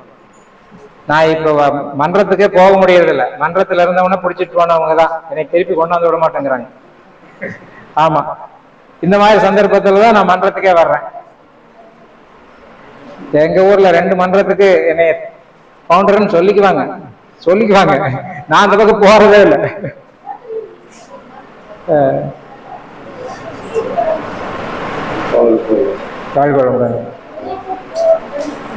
ஒரு 2 மணி நேரமா ஐயா அதிராமலிங்க ஐயா மிக சிறப்பான ஒரு விழிப்புணர்வு இந்த காலத்தில் தேவைப்படுற மிக முக்கியமான எல்லாருக்கும் ரொம்ப தேவைப்படுற ஒரு காலகட்டத்தில் நமக்கு கொடுத்துருக்காங்க. விழிப்புணர்வுக்கு கருவியா ஆர்த்தி அம்மாவையும் கொண்டு வந்து இங்க அறிமுகப்படுத்தி அவங்க மூலமா இனிமேல் இருக்கக்கூடிய நம்ம வாழ்வை சரிப்படுத்திக்கிறதுக்கான முயற்சியை நம்ம எடுக்கணும் கண்டிப்பா. அதே மாதிரி இந்த வேதாத்திரி மகரிஷி ஐயா அவர்களோட மன்றங்கள் நாங்கள் வந்து ஒரு 20 வருடங்களுக்கு மேலே நடத்திட்டு இருக்கிறோம். மாதம்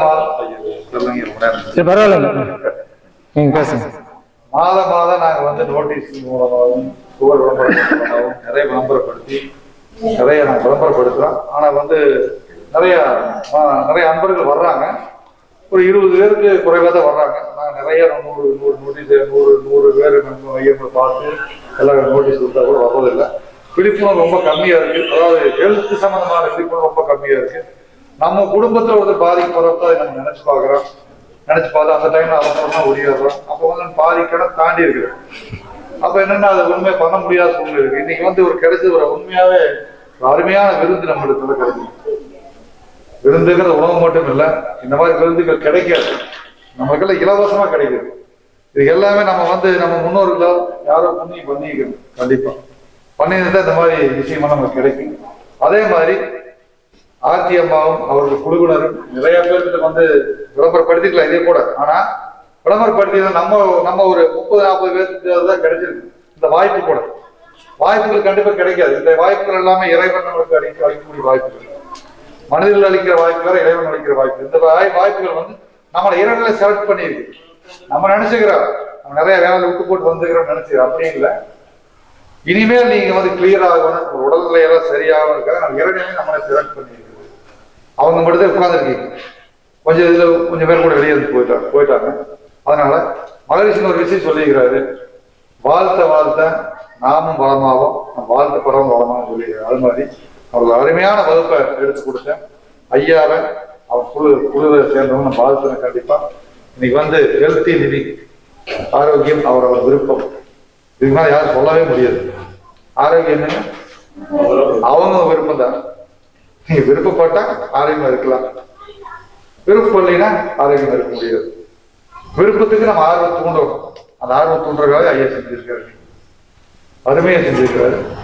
நம்ம வந்து முடிஞ்ச வரைக்கும் நம்ம எல்லாமே இந்த மண்ணிலிருந்து உருவானவங்க தான். அதனால இந்த மண்ணுக்கு அருகாமையில் நம்ம கிடைக்கிற பொருள்கள் வாங்கி சாப்பிட்டா போதும்.